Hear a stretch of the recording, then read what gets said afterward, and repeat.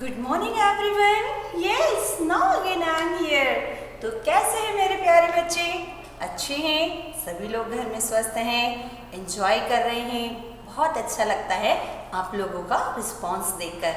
तो प्यारे बच्चों, आज हम लोग अपनी हिंदी की ऑनलाइन क्लास में पुनः एक नया विषय आरंभ करने वाले हैं, जो कि हमारी पेंसी ग्रामर बुक से है ना, जिसमें हमारे हिंदी व्याकरण के विषय दिए गए हैं। उसमें हम अपना जो सेम टू यानी कि सेकंड टर्म का जो सब्जेक्ट है, उस वाले सिलेबस में से एक नया जो पार्ट है, पार्ट 4 है आपका अशुद्धि शोधन, वह ले रहे हैं। तो सभी लोग सबसे पहले अपनी पुस्तक ओपन कर लीजिए और पुस्तक में जो है बेटा पेज नंबर 148 और 149 ओपन कर लीजिए। ओके, अशुद्धि शोधन का मतलब क्या होता है?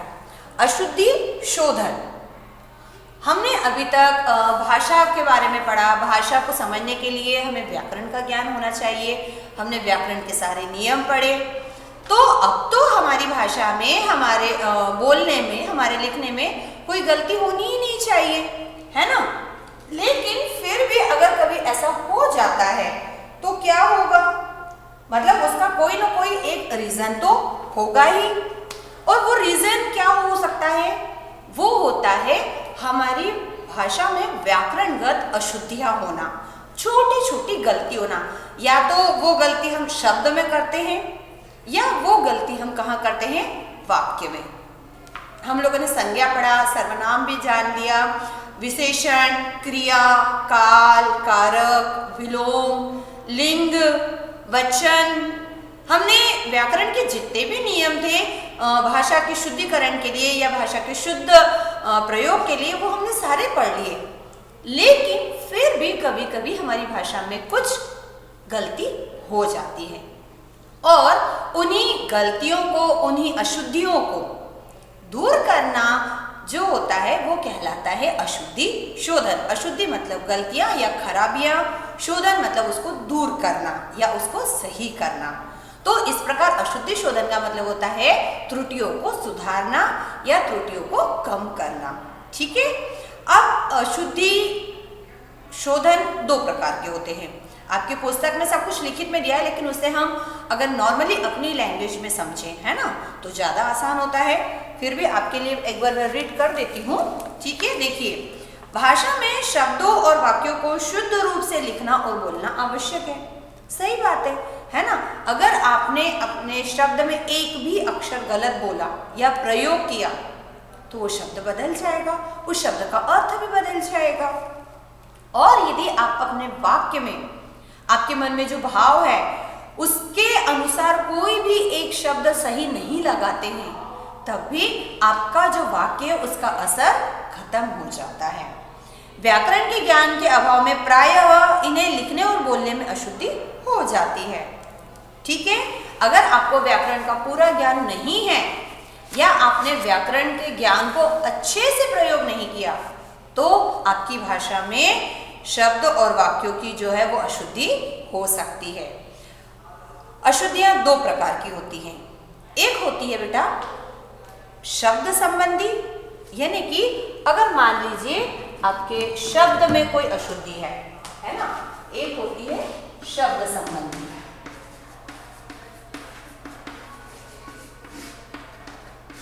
और एक होती है वाक्य संबंधी, है ना। शब्द संबंधी साधारणतः आप इस तरह से समझ सकते हैं। मान लीजिए आपको पता है कि गाजर का हलवा कैसे बनता है। सबको पता है उसके लिए गाजर चाहिए, उसमें शक्कर डलती है, उसमें दूध डलता है, उसमें घी डलता है, उसको ग्राइंड किया जाता है, फिर सेका जाता है, ड्राई फ्रूट्स डलते हैं।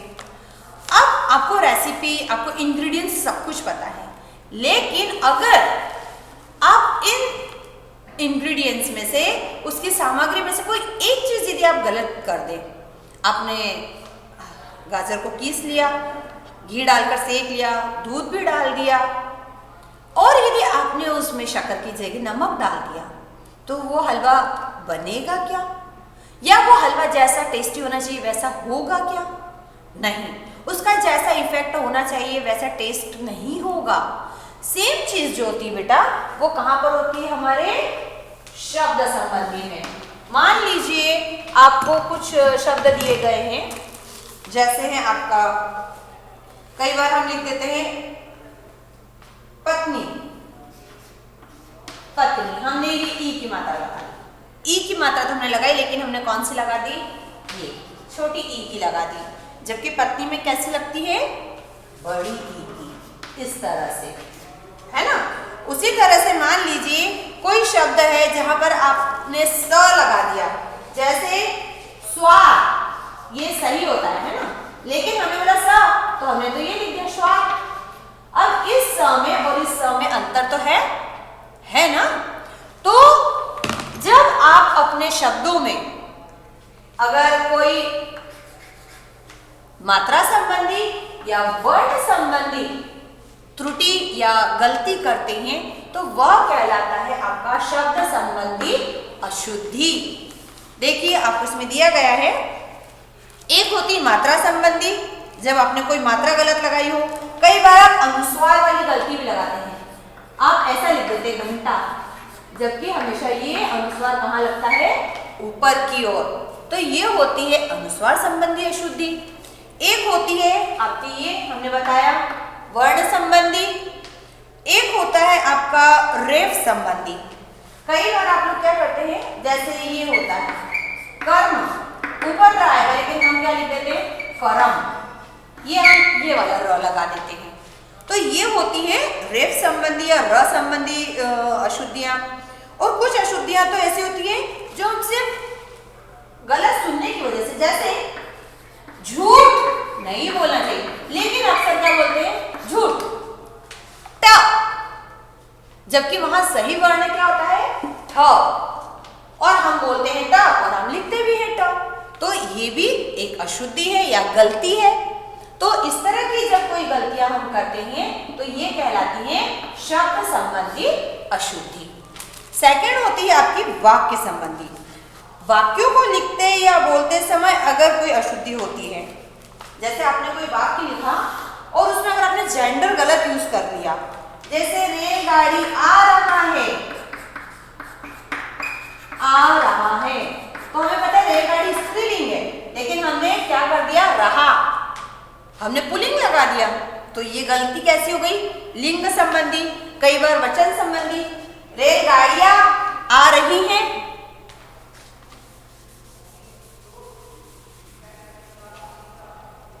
या जैसे मेरे पास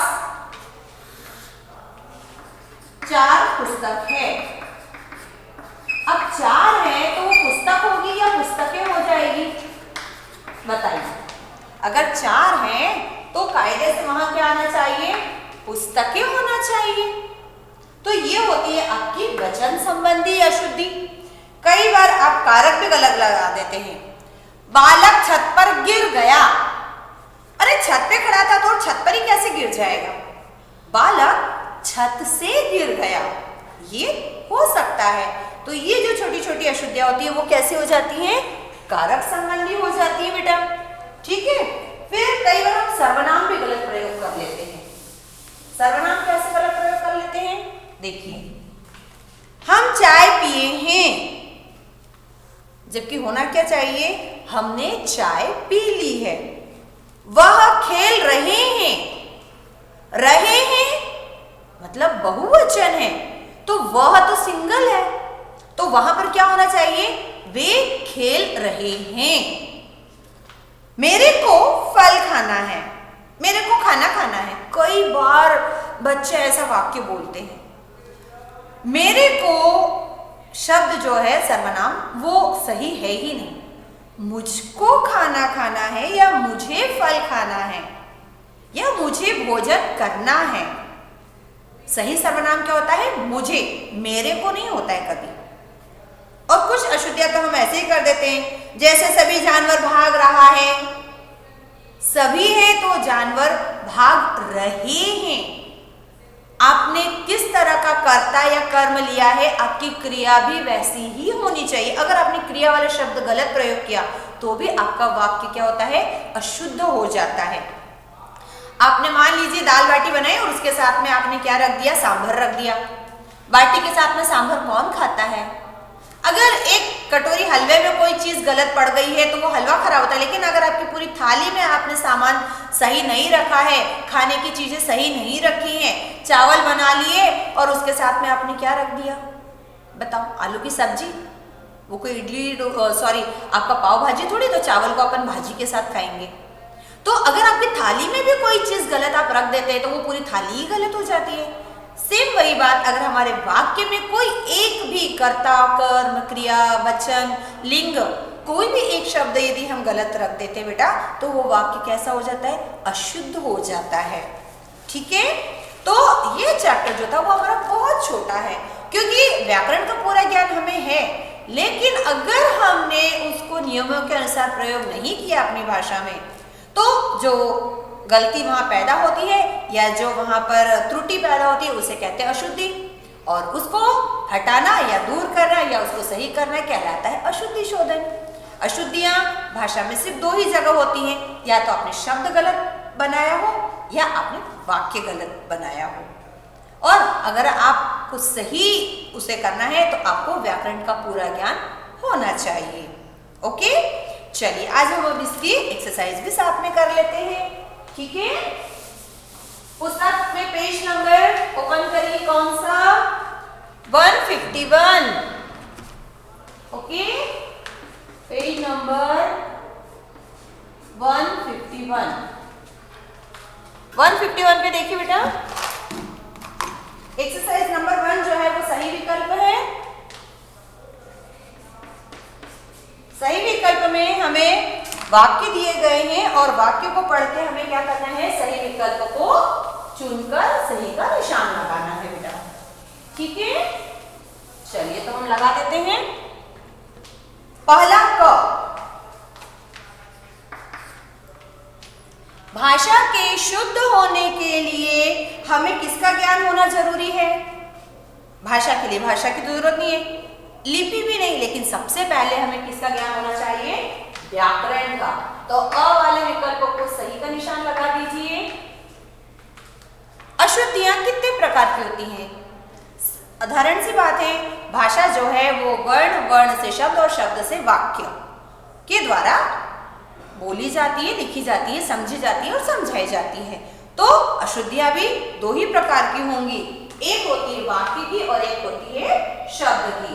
तो यह वाला विकल्प हमें दिया है स नंबर पर, उसे सही का निशान लगा लीजिए। तिथि शब्द का शुद्ध रूप, एक मात्रा की उसमें गलती है बेटा, और सही वाला तिथि हमें कहां पर दिया है, ब वाले विकल्प में, तो उसे सही का निशान लगा दीजिए। प्राण शब्द में जो वर्ण की गलती है उसको कहां सुधारा गया है, ब नंबर के विकल्प पर। देखिए, साधु का शुद्ध रूप लिखना है, साधु शब्द में मात्रा की छोटी सी अशुद्धि है, तो उसका शुद्ध रूप हमें कहां मिलेगा, अ नंबर वाले विकल्प पर। अ वाले को सही का निशान लगा दीजिए। ठीक है, इसके पश्चात हम कर रहे हैं एक्सरसाइज नंबर 3। एक्सरसाइज नंबर 3 में देखिए बेटा, 2 जो है वो हमारे प्रश्न उत्तर है, उन्हें हम अंत में करेंगे। अब देखिए बेटा, हमें वाक्य दिए हैं, हम वाक्य को शुद्ध कर रहे हैं, मतलब उस वाक्य में कोई एक शब्द जो है वो गलत है। ठीक है, क वाला देखिए बेटा, तुम विद्यालय गए थे क्या?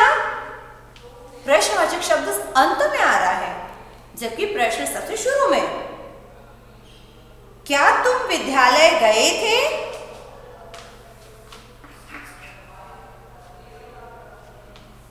क्या तुम विद्यालय गए थे? और फिर अंत में लगाइए प्रश्नवाचक चिन्ह। वाला वाक्य देखिए, घोड़ा घास खा रही है, घोड़ा तो पुलिंग है ना, तो घास खा रहा है, सही कर दीजिए। ग वाला वाक्य में भी देखिए कुछ अशुद्धि है, यहां नहीं लिखो,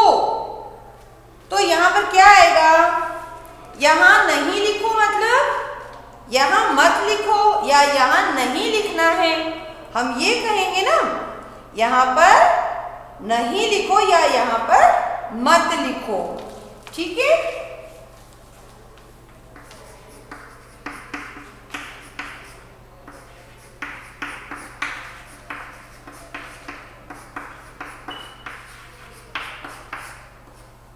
ओके, घ वाला वाक्य देखिए। पार्क में बच्चे खेल रहा है, नहीं, पार्क में बच्चे बहुवचन है तो पार्क में बच्चे खेल रहे हैं। क्रिया भी कैसे हो जाएगी बेटा? बहुवचन की हो जाएगी। अंग वाला वाक्य देखिए। मैंने एक कलम खरीदना है, मैंने नहीं होता है कभी भी, मुझे एक कलम खरीदना है ना? मुझे एक कलम खरीदना है। पूर्ण विराम। तत्पश्चात हमें शब्द दिए बेटा जिन्हें हमें शुद्ध करना है। ठीक है।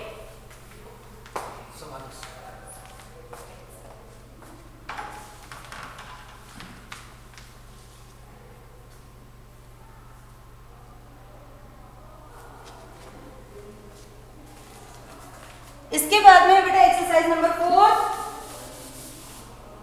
एक्सरसाइज नंबर 4 में देखिए बेटा हमें शब्दों को शुद्ध करना है। ठीक है। तो पहला है पत्नी, उसे इस तरह से सही कर दीजिए। उसके पास में है सामाजिक, सामाजिक सही रूप ऐसा है बेटा। फिर है कवि, तो कवि में सिर्फ उसकी मात्रा सही कर दीजिए। व्यावसायिक नहीं होता बेटा, व्यावसायिक होता है, व्यावसायिक इस तरह से। फिर उज्जवल, उसका सही होता है उज्जवल। कीर्ति, कीरति इस प्रकार से है। हानि में भी सिर्फ मात्रा की गलती है बेटा, सही कर लीजिए। पुरुष में भी सिर्फ मात्रा की गलती है, सही कर लीजिए। यहाँ पर छोटा ऊ है। उसके पश्चात है श्रृंगार, श्रृंगार। ओके। और गुरु में भी सिर्फ इस तरह हमें छोटा ऊ करना है। ठीक है। उसके पश्चात महंगा में अनुस्वार की गलती है, महंगा इस तरह से सही कर दीजिए। चालाक नहीं होता है कभी भी, चालाक होता है ना? ठीक है। उसके बाद में बेटा देखिए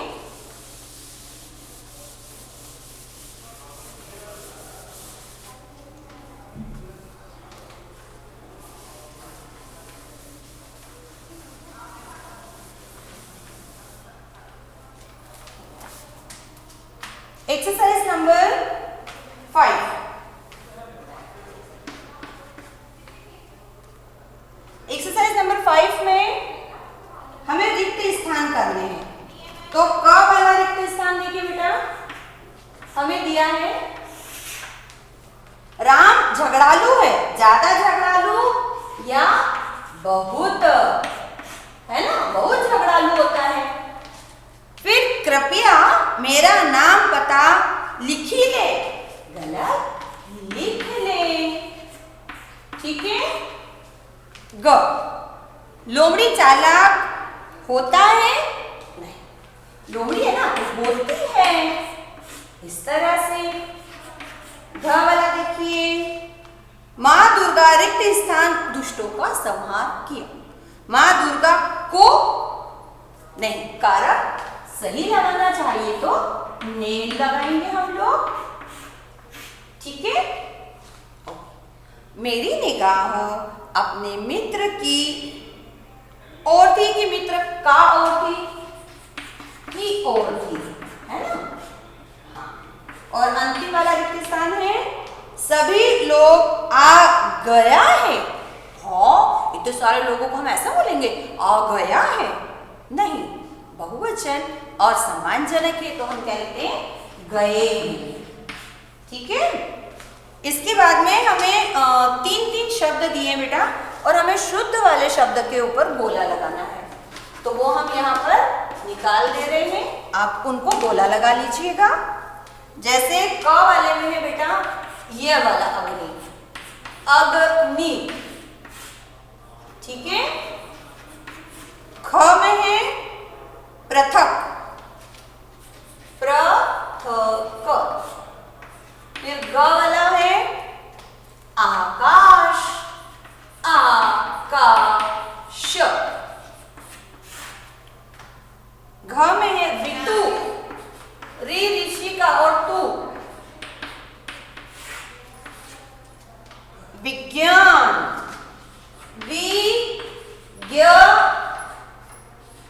न। ठीक है, फिर उसके बाद में है क्षमा, क्षत्रिय का और मां, क्षमा। इस तरह से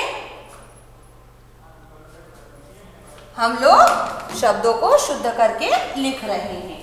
ठीक है, एक बार देख लीजिए फटाफट, फिर हम प्रश्नोत्तर लिखने वाले हैं।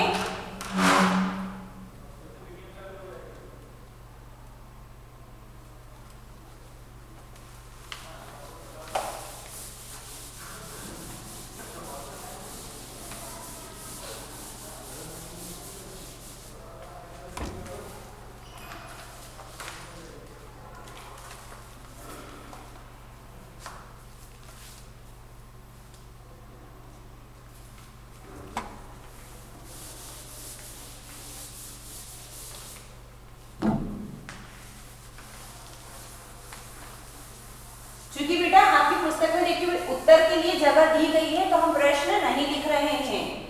ठीक है, एक्सरसाइज नंबर 2,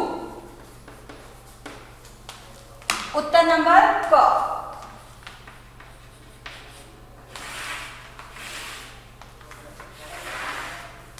पहला प्रश्न, अशुद्धि से क्या समझते हैं?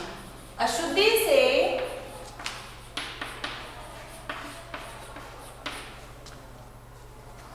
अर्थ है या आशय है व्याकरणगत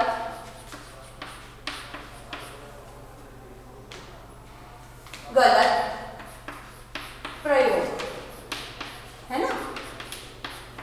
ठीक है, या आप ये भी लिख सकते हैं कि भाषा में व्याकरणगत शब्द या वाक्य का गलत प्रयोग। फिर उत्तर नंबर ख, अशुद्धियां कितने प्रकार की होती हैं? अशुद्धियां 2 प्रकार की होती हैं,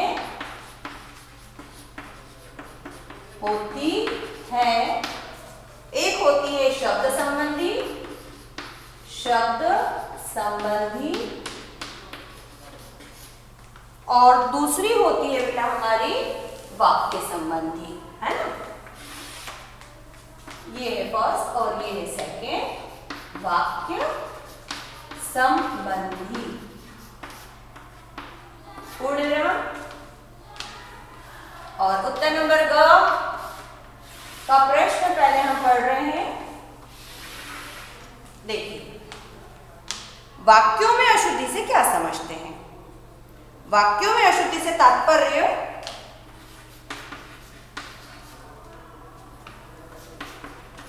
में अशुद्धि से तात्पर्य है वाक्य में बोलते या लिखते समय, बोलते लिखते समय लिंग वचन कारक आदि